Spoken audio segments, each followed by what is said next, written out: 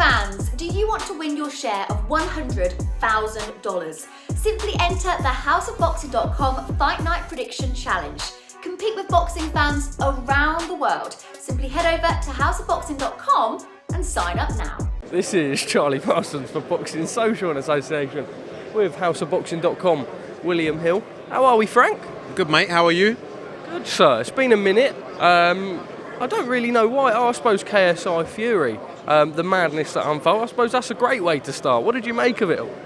Look, it was a tremendous build-up, huge event.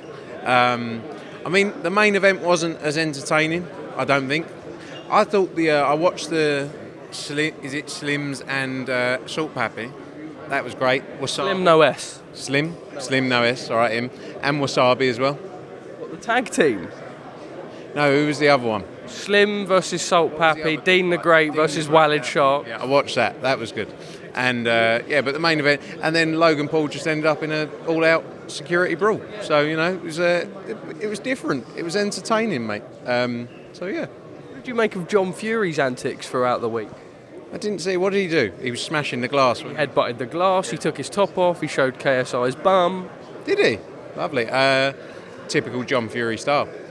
Typical John Fury style, Charles.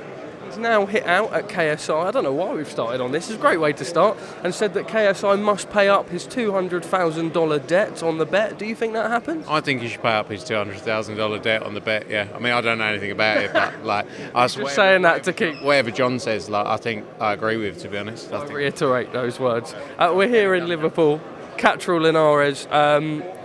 I suppose a bit of a last chance hurrah for Linares, it would be fair to say, but also, you can't switch off. He has to be on his A game. We know that there could be some big fights, and this is a big fight, right? A lot of tickets being sold and have been sold in terms of Saturday. Can't switch off on this one.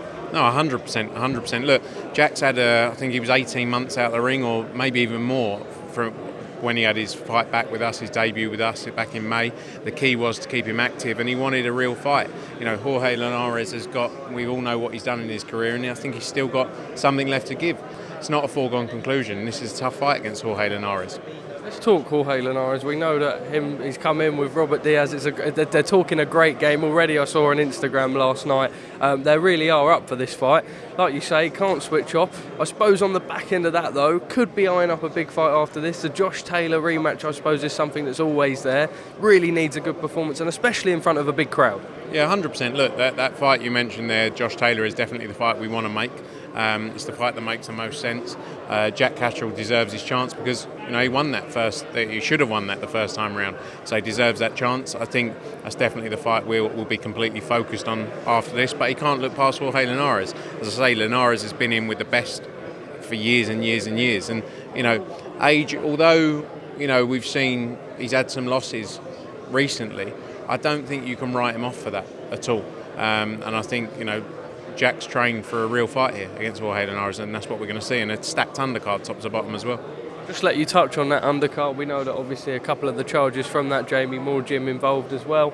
I'm just looking over there. Akib Fiaz, who I just mentioned, in a great fight with Reece Bellotti, who's coming off a strong wing. Akib hurt in his last fight. A lot of ticket sellers. A good night expected Saturday. Yeah, 100%. I think Akib against Reece Bellotti is one of the fights of the night on Saturday. Can't wait for that one, obviously. As you say, Peter McGrail's back as well. He's had an unfortunate time with injuries, but he's back out. He's stepping up on Saturday night and then getting back out quickly after that, hopefully by the end of this year as well, which will be great. Got Shabazz Massoud on the card as well. Got Khalil Majid back out on the card. Jack Turner's on the card, sold 1,000 tickets. Stacked top to bottom, and it's going to be a fun night in there. Great atmosphere. It's going to be a packed out Echo Arena, and looking forward to it. Or M&S Bank Arena. It's not Echo Arena anymore. I got it wrong. Sorry. Shout out M&S. You were expected to clash with Joshua Buatsi versus Azeez. On Tuesday, that fight was pulled. Now, back when I was in Orlando, Eddie did say that he had a feeling that this fight wouldn't happen. Was there anything in that, and has this come as a surprise to you at all, Frank? No, look, I think a lot of people have been talking about a potential issue with the fight, or it not going ahead. It was surprising that it was Tuesday of fight week. The fighters don't really train that heavy fight week, even Monday. So, no, it was surprising. It's what it is. It's never good to see show. It's great they managed to keep the show on, and the undercard fighters get paid. But very strange. What was it in September that led yourself and Eddie to sort of feel like it perhaps wasn't going to be going on back then? And why do you think it maybe would have taken so long to get to this point now? Because it had sold about 1,500 tickets, is the reality. But look, I don't know. I'm not saying that's the reason it's not happening, but it's very strange. It all happens on fight week, and they're now not refunding money to people, probably because they need a bit of cash flow in the bank. But yeah, I don't know.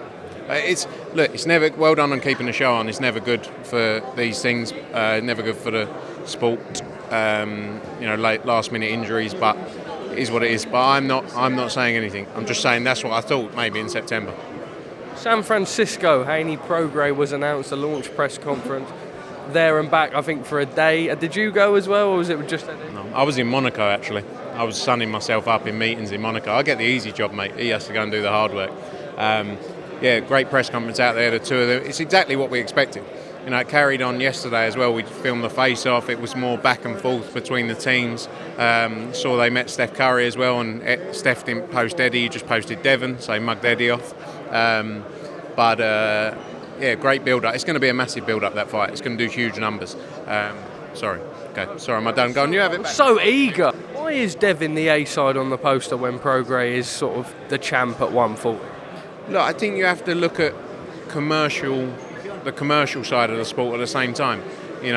Devin Haney is the bigger name. He's been on pay-per-view. He's undisputed, coming up from 135.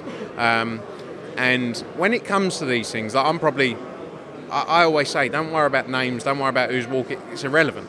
As long as you get paid, and Regis Prograis is getting paid in a big fight.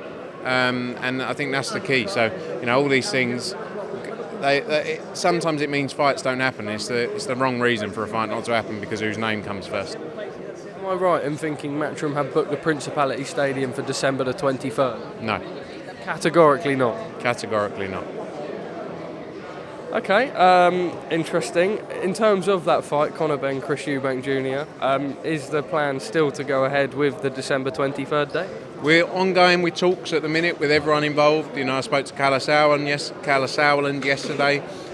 Conversations ongoing with DAZN, and hopefully news soon on that. Look, that is the natural fight to happen, and we're working very hard. And as soon as there is news, Charles, there will be an announcement. But you told me the announcement's on Saturday, so let's see. I don't know. Okay, I think it may be. So. Maybe. But you're like the master bluffer. I've asked you things before you've said no, and they've ended up being true. So. A bluffer, isn't it? Yeah. I would hope so, if asking me. Don't play poker with me, mate. I play poker anyway, mate. A bit young for that. Well, not young, but just haven't learnt the ropes of it. Anthony Joshua, next fight, looking like December 2024 now? December 2024? 2024. Look, it's all part of these discussions around the timings as well, around these fights. January also a possibility. So this is everything that's playing out concurrently now. There's a lot of talk also about, obviously, Fury Usyk being December 23rd. So lots going on, lots happening, and that's what we're working through right now. You mentioned Fury Usyk potentially being 23rd. I don't think that will be likely. Alexander Usyk's come out and said that he wants like a 14 to 12 week camp. I imagine that involves the pre-camp side of stuff, and that wouldn't be a preferable date for him. Looks like we won't see that fight December 23rd. I know you've just said maybe, but what's your gut feeling? I don't know. Look, we're not involved, obviously, but I've always said I would be surprised if that happened on December 23rd because of the sheer workload and the size of the fight and how much you want to build a fight of that scale. It's 7 weeks after the October 28th date. I don't think it's likely, but then again, like I say, it's not our conversation really to have. But let's see. Fury and Ngannou next week. It's going to be a big spectacle. A lot of people assume, and we think it's going to be quite straightforward for Tyson. But what is your prediction, and what are your thoughts on the event itself? Look, it's a huge event. I was driving through London this morning on the way here, and saw the GEA and Riyadh season. They've got the artwork up in, what's the square in London? The one with all the screens, that one, I forgot what it's called. Let's worry about it later.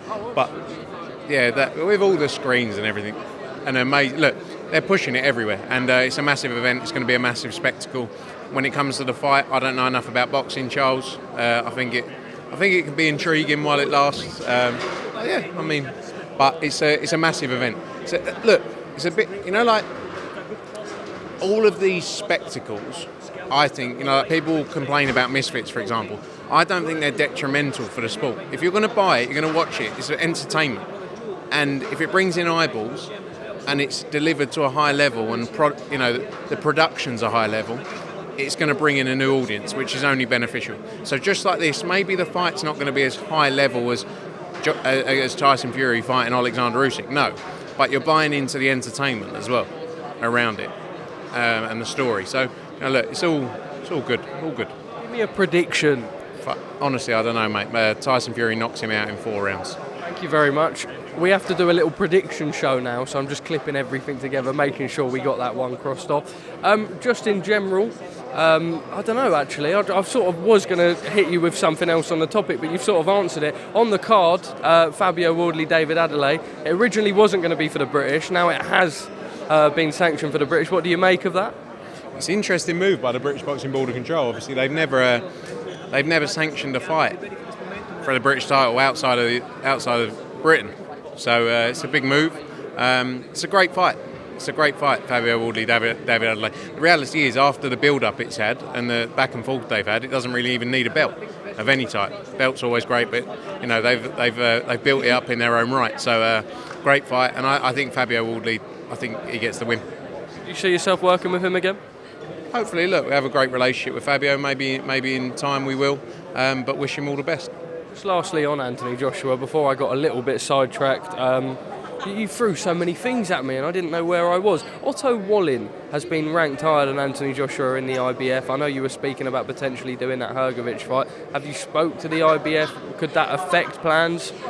We're in discussions with everyone, on all sides. Obviously, we represent Filip Hrgovic as well, who's number 1 ranked. And Otto Wallin won an eliminator fight for the number 2 position when he fought Gassiev. Look, conversations are ongoing with everyone about what's the best route to take and what's the best fights to be made. So let's see how things go. Thanks, Smith. I think the presser may be starting in the next couple of minutes, so I will let you go, good sir. Final message to the people? See you tonight at the Forged Irish Stout Party, Parsons. Go. I'll pop in there, mate. I'm not usually do. Sit in the corner of the room and watch people. And what do you mean watch people? You do. You keep an eye on everyone, don't you? Making sure. I like make sure everything's running smoothly and being quiet in the corner. Frank Smith, as always, thank you for speaking to us at Boxing Social.